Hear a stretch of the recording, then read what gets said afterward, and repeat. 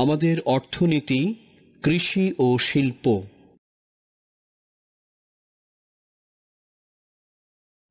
আলু, তৈলবীজ এবং মশলা।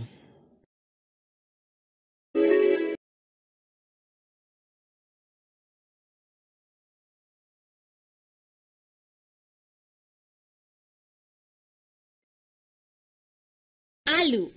আলু একটি প্রয়োজনীয় খাদ্য।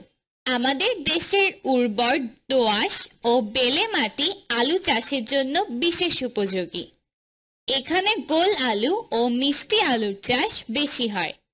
দেশের চাহিদা মেটানোর পর উদ্বৃত্ত আলু বিদেশে রপ্তানি করা হয়।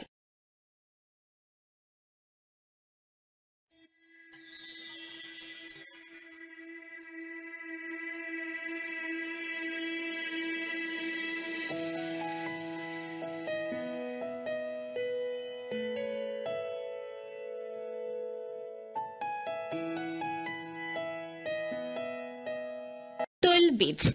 আমরা তৈল দিয়ে অনেক খাবার রান্না করি। সরিষা, বাদাম বা তিসের বীজ পেষণ করে আমরা তৈল পেয়ে থাকি। তবে চাহিদা পূরণের জন্য আমাদের বিদেশ থেকে তৈল আমদানি করতে হয়।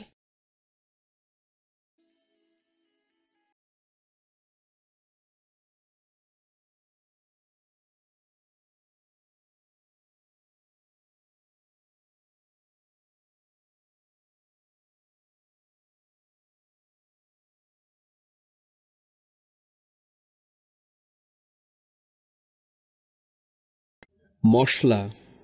খাবারকে সুস্বাদু করতে আমরা খাবারে বিভিন্ন ধরনের মশলা ব্যবহার করি। আমরা পেঁয়াজ, রসুন, আদা, মরিচ ইত্যাদি উৎপাদন করি।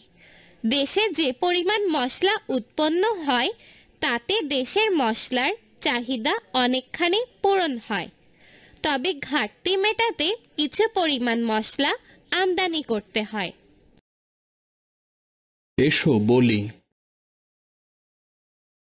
নিচের উপাদানগুলো কিভাবে ফসলের চাষকে প্রভাবিত করে তা শিক্ষকের সহায়তায় আলোচনা করো। আবহাওয়া ও জলবায়ু, মাটি, ভোক্তার চাহিদা। এসো লিখি। নিচের ছকের তথ্য পূরণ করো। আলু, তৈলবীজ। উদ্ভিদের কোন অংশটি খাদ্য হিসেবে গ্রহণ করা হয়? রান্নায় এটা কিভাবে ব্যবহার করা হয়?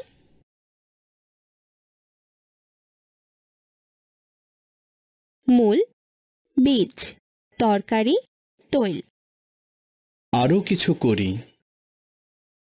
নিচের ছকটি ব্যাখ্যা করো। আলু, তৈল। উৎপাদন মিলিয়ন টন, 4.0.5। রপ্তানি বা আমদানি, রপ্তানি, আমদানি। যাচাই করি। বাক্যটি সম্পূর্ণ করো।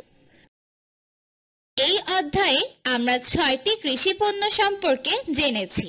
এগুলোর মধ্যে যেগুলো আমরা বাড়িতে খাওয়ার জন্য উৎপাদন করি সেগুলো হলো